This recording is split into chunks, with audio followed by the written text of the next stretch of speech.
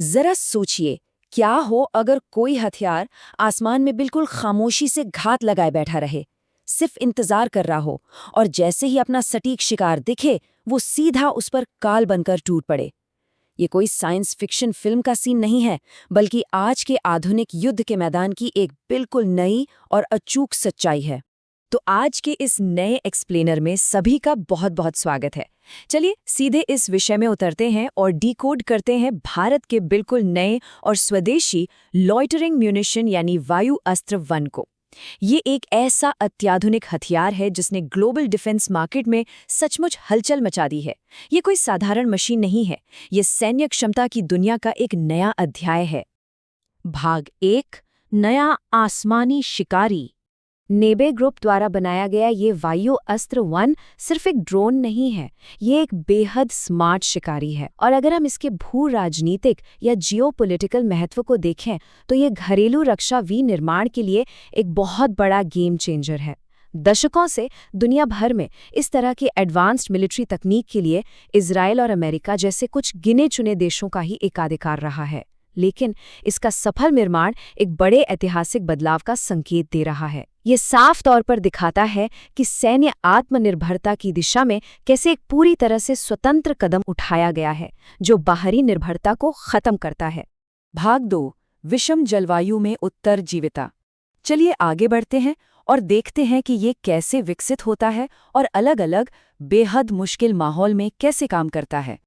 किसी भी बेहतरीन सैन्य उपकरण की असली परीक्षा लैब्स में नहीं, बल्कि बेहद विपरीत और क्रूर परिस्थितियों में होती है। इस टाइमलाइन को देखिए।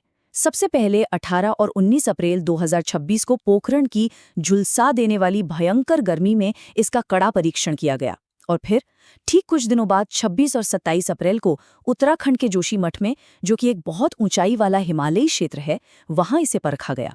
इतनी अलग अलग और चरम परिस्थितियों में बिना किसी खराबी के ऑपरेट करना इसके असाधारण लचीलेपन को साबित करता है।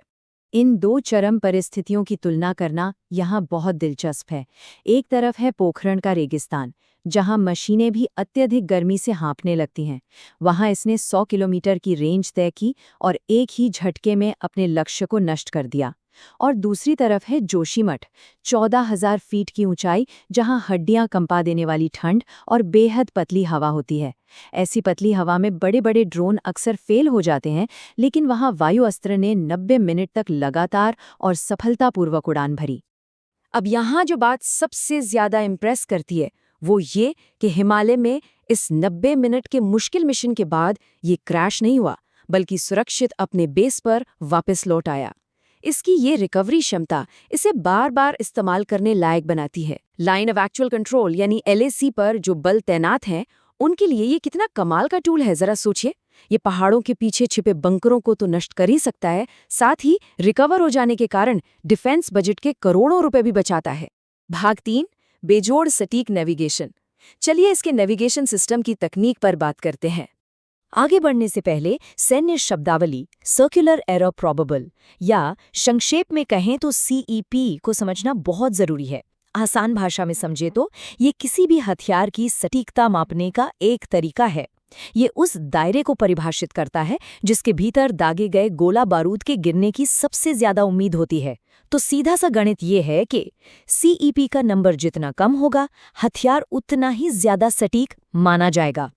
अब इस स्लाइड के बारे में जो बात वास्तव में दिलचस्प है वो ये है कि इस ड्रोन का CEP 1 मीटर से भी कम दर्ज किया गया है। तकनीकी रूप से इसका मतलब क्या है? इसका मतलब है कि इसकी सटीकता इतनी खतरनाक है कि अगर कोई दुश्मन किसी इमारत की एक छोटी सी खिड़की के पीछे भी छिपा है ना, तो ये सीधा उसी खिड़की के अंदर जाकर सर्जिकल प्रिसीजन के साथ फटेगा।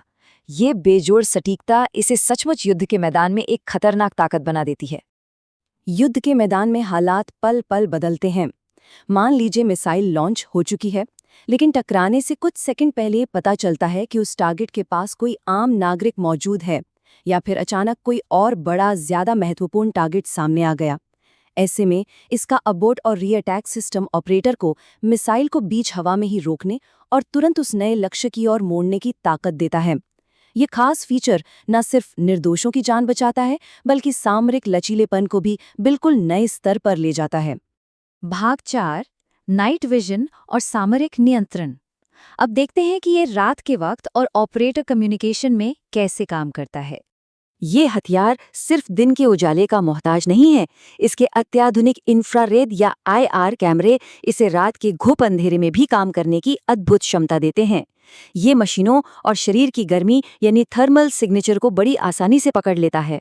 तो इसका सीधा सा अर्थ ये हुआ कि सूरज ढलने के बाद भी ये दुश्मनों के टैंक और हथियारों से लैस वाहनों पर घातक एंटी आर्मल स्ट्राइक करने के लिए पूरी तरह से तैयार है। रात का अंधेरा अब किसी के छिपने की जगह नहीं रही। इसकी तकनीक का एक और रणनीतिक पहलू बहुत ही जबरदस्त है, कंट्रोल हैंडओवर। इसे ऐसे समझिए, ड्रोन को पीछे स्थित किसी सुरक्षित बेस स्टेशन से लॉन्च किया गया।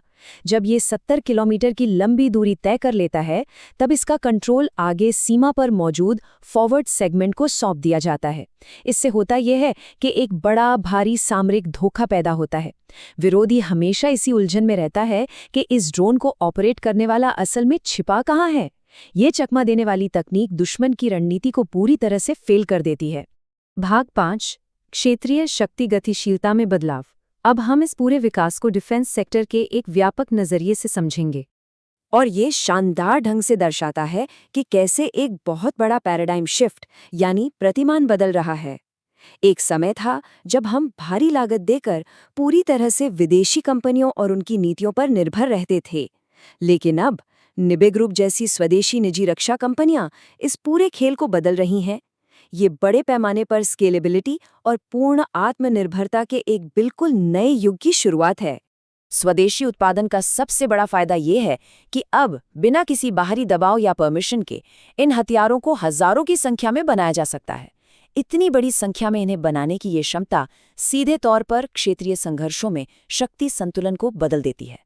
चाहे दुर्गम और ऊंचे बर्फीले पहाड़ हों या फिर तपते हुए रेगिस्तान, हर तरह की चुनौती और खतरे का सामना करने के लिए अब बिना किसी बाहरी मदद के पूरी तरह से तैयार रहा जा सकता है।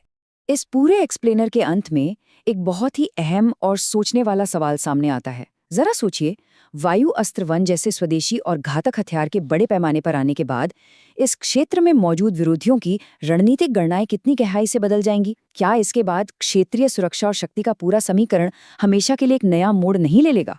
इस एक्सप्लेनर से जुड़ने के लिए बहुत बहुत धन्यवाद। अगर ये जानकारी पूर्ण लगा हो तो इसे लाइक, शेयर और इस चैनल को सब्सक्राइब करना बिल्कुल न भूलें। वायु अस्त्र वन के इस प्रभाव पर या जो सवाल अभी हमने उठाया है उस पर क्या विचार है, उन्हें नीचे कमेंट सेक्शन में जरूर साझा करें। मिलते हैं अगले एक्सप्लेनर में।